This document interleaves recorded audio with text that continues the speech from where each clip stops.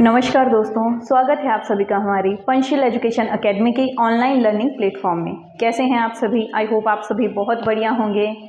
पिछली कक्षा में हमने बात की थी उपसर्गों के बारे में। उपसर्गों का निर्माण किस प्रकार से होता है, उपसर्ग किस किस भाषा से शब्द लिए गए हैं तथा हिंदी भाषा के मूल शब्दों के साथ उपसर्गों को किस प्रकार से प्रयोग किया जाता है तथा ये जो उपसर्ग टॉपिक है इससे एचपी में होने वाले कॉम्पिटिटिव एग्जाम्स में हमें किस किस प्रकार के प्रश्न देखने को मिलते हैं, प्रश्न किस प्रकार से पूछे जाते हैं, ये सभी बातें हमने पिछली कक्षा में कर ली थी। आज की कक्षा में बात करेंगे प्रत्यय के बारे में। प्रत्यय होते क्या हैं, प्रत्ययों का निर्माण किस प्रकार से होता है तथा हिंदी भाषा में प्रत्ययों का क्या प्रयोग है, किस किस प्रकार से प्रयोग उन्हें किया जाता है। अब बात करते हैं कि प्रत्यय होते क्या हैं। प्रत्यय वे शब्द जो दूसरे शब्दों के अंत में जुड़कर अपनी प्रकृति के अनुसार शब्द के अर्थ में परिवर्तन कर दें। जब हमने उपसर्गों की बात की थी तो उस समय हमने देखा था कि उपसर्ग कौन से शब्द होते हैं, वे शब्द जो मूल शब्द के प्रारंभ में जुड़कर उसके अर्थ में परिवर्तन कर दें। और आज हम बात कर रहे हैं प्रत्ययों की। प्रत्यय हमारे पास कौन से शब्द होते हैं जो कि शब्द के अंत में जुड़कर उसके अर्थ में परिवर्तन ला दें। जिस प्रकार का प्रत्यय है उसी प्रकार का शब्द के अर्थ में परिवर्तन ला दें, यानी कि अपनी प्रकृति के अनुसार अर्थ में परिवर्तन कर दें। प्रत्यय शब्द दो शब्दों से मिलकर बना है, प्रति अय। प्रति का अर्थ है साथ में और पर यानी कि बाद में। जिस प्रकार हमने देखा था उपसर्ग शब्द किन दो शब्दों से मिलकर बना है, उसी प्रकार आज बात हो रही है प्रत्ययों की। तो प्रत्यय शब्द दो शब्दों से मिलकर प्रतिधन अय, प्रति यानी कि साथ में और पर यानी कि पर और साथ में। इसमें अय शब्द का अर्थ साथ में चलने वाला, और इस प्रकार हम देखें कि प्रत्यय शब्द का पूरा अर्थ साथ में पर बाद में चलने वाला। जिस प्रकार उपसर्ग प्रयोग हो रहे थे मूल शब्द के प्रारंभ में, उसी प्रकार प्रत्ययों का प्रयोग किया जाएगा शब्द के अंत में। अब हमारे पास यहाँ पर स्क्रीन पर कुछ एक शब्द लिखे गए हैं, आइए देखते हैं कि इन शब्दों में मूल शब्द के साथ प्रत्ययों का प्रयोग किस प्रकार से किया गया है।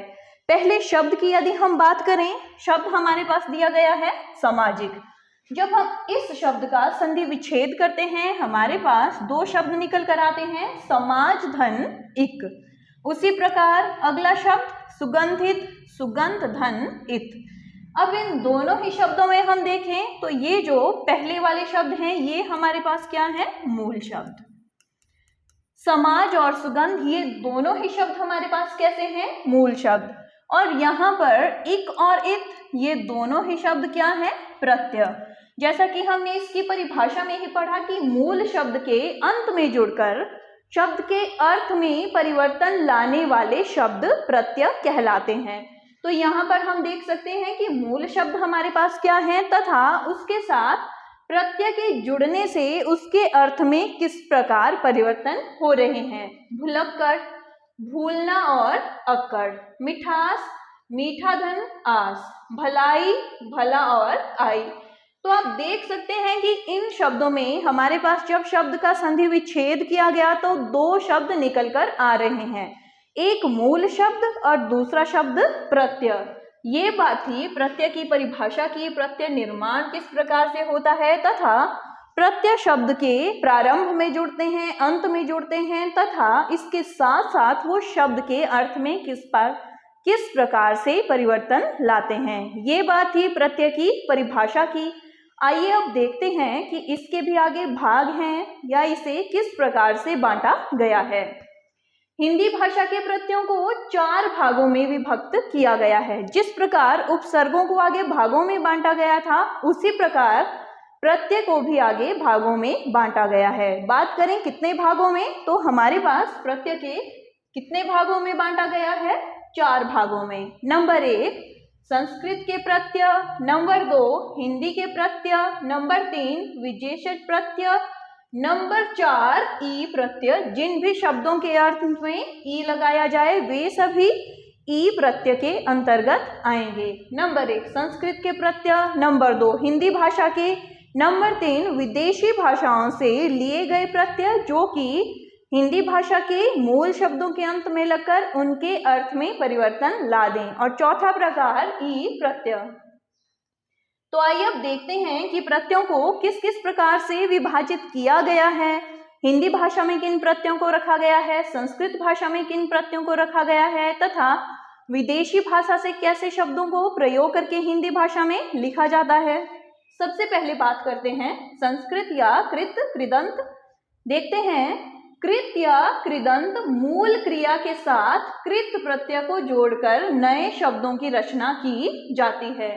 यानी कि कुछ ऐसे शब्द जो कि मूल शब्दों के साथ कृत प्रत्यय लगने के बाद जो नए शब्द का निर्माण करते हैं। आइए देखते हैं, यहाँ पर हमारे सामने एक लाइन में प्रत्यय दिए गए हैं, दूसरी लाइन में मूल क्रिया दी गई है तथा उसके आगे प्रत्यय लगने के बाद जो नया शब्द बनता है वे सभी शब्द दिए गए हैं। आइए देखते हैं, यहाँ पर यदि हम प्रत्यय की बात करें तो पहला प्रत्यय अ।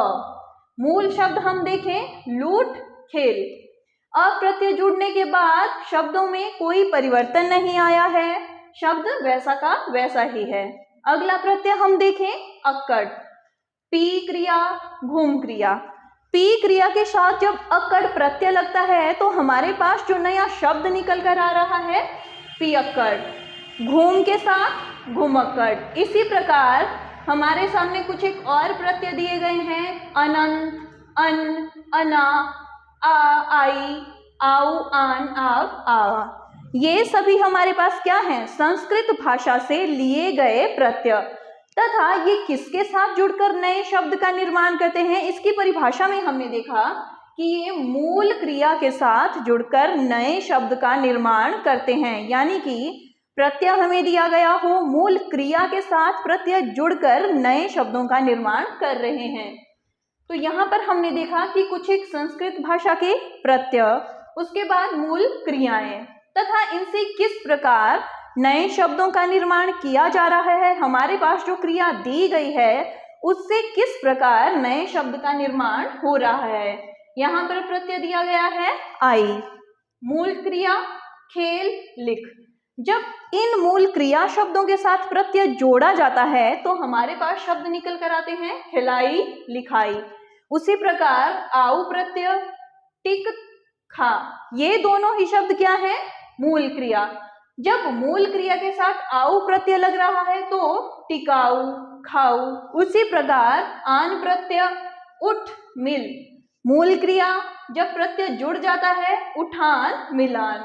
तो ये बात थी संस्कृत भाषा के कुछ एक प्रत्ययों की कि संस्कृत भाषा से शब्द जो हैं हम प्रत्यय के तौर पर किन किन शब्दों को प्रयोग करते हैं तथा इनका प्रयोग मूल शब्दों के साथ किया जाता है, क्रिया के साथ किया जाता है तथा इनसे किस प्रकार नए शब्दों का निर्माण किया जाता है। अब इसके कुछ एक और उदाहरण हमारे पास हैं आहट, आस, इयल, इया, ई, ऊ तथा एरा। ये सभी शब्द हमारे पास क्या है, ये सभी शब्द हमारे पास, ये सभी शब्द प्रत्यय, ये सभी शब्द प्रत्यय, बीच वाले शब्द क्रिया शब्द तथा प्रत्यय के क्रिया शब्द के साथ मिलने के बाद नए शब्दों का निर्माण। आहट बन, घबराहट, झंझनाहट। उसी प्रकार आस प्रत्यय और मूल धातु की यदि हम बात करें पी मीठा, प्यास मिठास, इयल मर अड़, मरियल अड़ियल। प्रत्यय वे सभी शब्द जो कि मूल शब्द के अंत में जुड़कर उसके अर्थ में परिवर्तन ला दें। फिर हमने देखा कि इसका पहला भेद संस्कृत भाषा से जुड़ने वाले प्रत्यय। तो ये बात थी संस्कृत भाषा के प्रत्ययों की।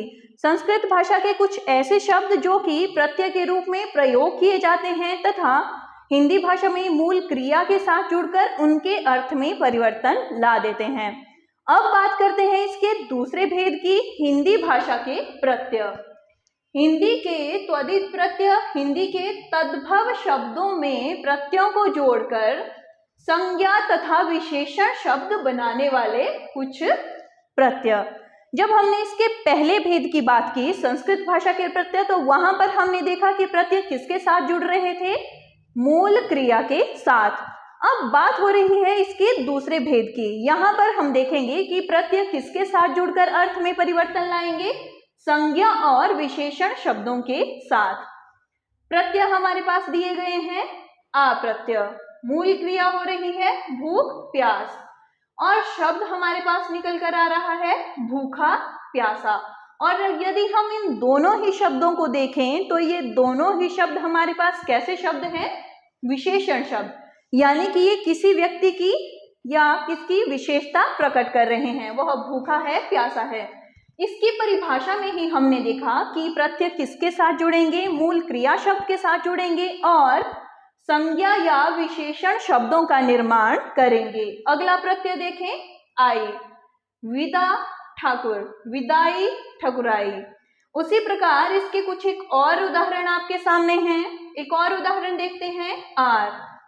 प्रत्यय दिया गया है मूल क्रिया कुंभ और सोना। जब प्रत्यय लगने के बाद हमारे पास शब्द निकल कर आते हैं कुंभार और सोनार।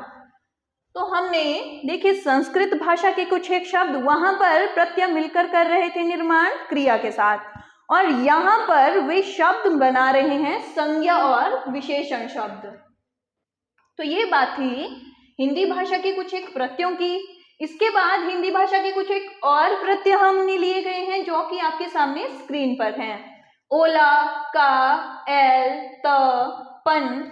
यानी कि जब भी आपको एग्जाम में इनसे कोई भी प्रश्न पूछा जाएगा तो आपको ये देखना होगा कि ये सबसे पहले तो हमें शब्द पहचानने आने चाहिए कि मूल शब्द कौन है, इसमें उपसर्ग का प्रयोग हुआ है या प्रत्यय का प्रयोग किया गया है। प्रत्यय के भेदों के बारे में हमें एग्जाम में नहीं पूछा जाता है, बहुत कम इससे क्वेश्चन बनते हैं, परंतु उपसर्ग है या प्रत्यय का प्रयोग किया गया है इससे मैक्सिमम टाइम क्वेश्चन पूछे जाते हैं। तो यदि हम मूल शब्द को पहचान लें, उसमें लगे प्रत्यय का हमें ज्ञान हो जाए, उपसर्ग का हमें पता लग जाए, तो क्वेश्चन गलत करने की संभावनाएं कम हो जाती हैं। तो ये थे हिंदी भाषा के कुछ एक और प्रत्यय। अब बात करते हैं इसके तीसरे भेद की, जो कि है विदेशज प्रत्यय, यानी कि विदेशी भाषाओं से लिए गए कुछ एक शब्द जो कि हिंदी भाषा के शब्दों के अंत में जुड़कर उनके अर्थ में परिवर्तन ला दें। आइए देखते हैं विदेशज भाषाओं में उर्दू एवं फारसी से लिए गए प्रत्यय। देखते हैं, पहली लाइन में हमारे पास दिए गए हैं प्रत्यय, दूसरी लाइन में मूल शब्द। पहले भेद में हमने देखा बात हुई क्रिया की, दूसरे भेद में हमने देखा संज्ञा तथा विशेषण, तीसरे भेद में हम देखें तो यहाँ पर प्रत्यय किसके साथ जुड़ेंगे? मूल शब्द के साथ। पहला प्रत्यय हमें दिया गया है कार, मूल शब्द पेश काष्ठ। जब प्रत्यय जुड़ने के बाद हमारे पास शब्द निकल कर आ रहा है पेशकार काष्ठकार। उसी प्रकार अगला शब्द खाना, मूल शब्द डाक मुर्गी, डाक खाना मुर्गी खाना। इसी प्रकार अब सबके सामने कुछ एक और उदाहरण लिखे गए हैं, जैसे कि खोर, रिश्वतखोर, चुगलखोर, दान, कलमदार, पानदान, दार, फलदार, मालदार। तो आप देख सकते हैं कि जब हमें प्रत्ययों में मूल शब्द को पहचान लें तो उसके बाद उसमें उपसर्ग का प्रयोग किया गया है, प्रत्यय का प्रयोग किया गया है, ये सब हम आसानी से देख सकते हैं। तो ये बात थी इसके तीसरे भेद के बारे में, विदेशज प्रत्यय। इसके बाद यहाँ पर हमारे सामने है हिंदी में जो कि कुछ एक प्रत्यय होते हैं, पहले पुल्लिंग होते हैं, उसके बाद उसमें कुछ एक प्रत्यय प्रयोग किए जाते हैं, जिसके बाद वे शब्द कैसे हो जाते हैं? स्त्रीलिंग। कई बार हमें पेपर में इनमें से भी प्रश्न पूछ लिया जाता है कि दिया गया प्रत्यय पुल्लिंग है या स्त्रीलिंग। तो इसकी पहचान भी हमें होनी चाहिए कि हमें जो शब्द दिया गया है वह पुल्लिंग है, स्त्रीलिंग है, या किस प्रत्यय का प्रयोग करने के बाद हमारे पास जो पुल्लिंग शब्द है वह स्त्रीलिंग में बदल रहा है। आइए देखते हैं, प्रत्यय हमारे पास दिया गया है आइन, प्रत्यय आइन, और मूल क्रिया या मूल शब्द हम देखें पंडित लाला। और आप देख सकते हैं कि ये दोनों ही शब्द कैसे हैं? पुल्लिंग शब्द, परंतु जब आइन प्रत्यय का प्रयोग किया जाता है पंडिताइन, ललाइन, ये दोनों ही शब्द किस में बदल जा रहे हैं? पुल्लिंग से स्त्रीलिंग में। अगले प्रत्यय की यदि हम बात करें, आनी। शब्द हमारे पास दिए गए हैं राजपूत, जेठ, राजपूतानी, जेठानी, इन, तेली, दर्जी, तेलिन, दर्जिन। तो आप देख सकते हैं कि ये कुछ एक प्रत्यय ऐसे हैं जो कि मूल शब्द के साथ जुड़कर उन शब्दों को पुल्लिंग से स्त्रीलिंग शब्दों में बदल देते हैं। इसके उदाहरण आइन, आई, इन, इया, ई और नी। अब देख सकते हैं जैसे ही ये प्रत्यय मूल शब्द के साथ जुड़ रहे हैं, ये पुल्लिंग शब्दों को स्त्रीलिंग शब्दों में परिवर्तित कर देते हैं। अब बात करते हैं प्रत्यय के आखिरी भेद, ई प्रत्यय की। इनके प्रयोग से भाववाचक स्त्रीलिंग शब्द बनते हैं। पहले में हमने देखा क्रिया का निर्माण, दूसरे में हमने देखा संज्ञा तथा विशेषण, तीसरे में हमने देखा मूल शब्द का निर्माण। उसके बाद अब बात करते हैं इसके आखिरी भेद की, ई प्रत्यय। यहाँ पर हमें क्या कहा गया है कि इसके प्रयोग से हमारे पास कैसे शब्द निकल कर आ रहे हैं? भाववाचक संज्ञा। आइए देखते हैं कि इसमें किन किन प्रत्ययों का प्रयोग होगा तथा मूल शब्द के साथ जुड़कर वे शब्द किस प्रकार भाववाचक स्त्रीलिंग शब्द बना रहे हैं। पहले प्रत्यय की यदि बात करें, ई प्रत्यय। मूल शब्द हमारे पास दिया गया है रिश्तेदार, दोस्त। जब ये ई प्रत्यय इस मूल शब्द के साथ जुड़ रहा है, शब्द निकल कर आ रहे हैं रिश्तेदारी, दोस्ती। उसी प्रकार अगला प्रत्यय बाज। शब्द हमारे पास दिए गए हैं अक्कड़, नशा, अक्कड़बाज, नशाबाज। अगला प्रत्यय आना, आशिकाना, मेहनताना।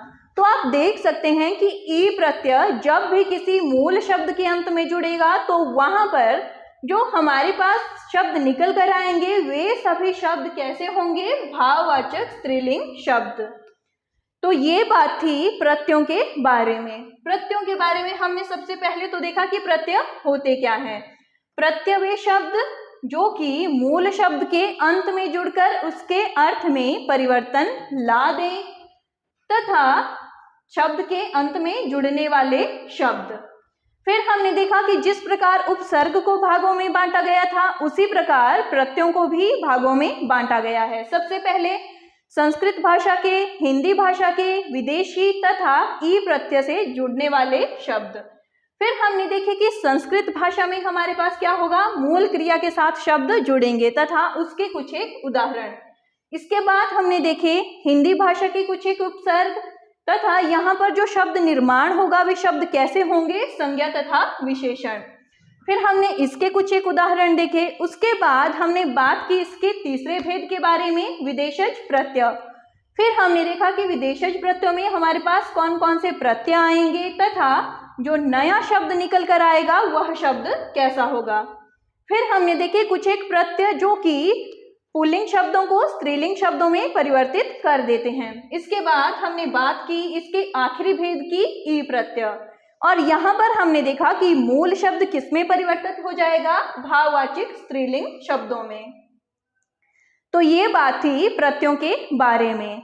तो आज की कक्षा में हमने प्रत्ययों को डिटेल से डिस्कस कर लिया। यदि प्रत्ययों से रिलेटेड या उपसर्गों से रिलेटेड आपका किसी भी प्रकार का क्वेश्चन हो तो आप हमारे YouTube चैनल के माध्यम से हम तक अपना प्रश्न पहुंचा सकते हैं। पीछे स्क्रीन पर आप सभी को हमारे Instagram पेज का तथा YouTube का जो है हमारा लिंक दिख रहा होगा तथा यदि आप सभी को हमारी वीडियोस अच्छी लग रही हैं, हमारी वीडियोस आपको पसंद आ रही हैं तो ज़्यादा से ज़्यादा सब्सक्राइब करें हमारे YouTube चैनल को तथा Instagram पर फॉलो करें हमारे पंचशील एजुकेशन अकेडमी के पेज को। धन्यवाद।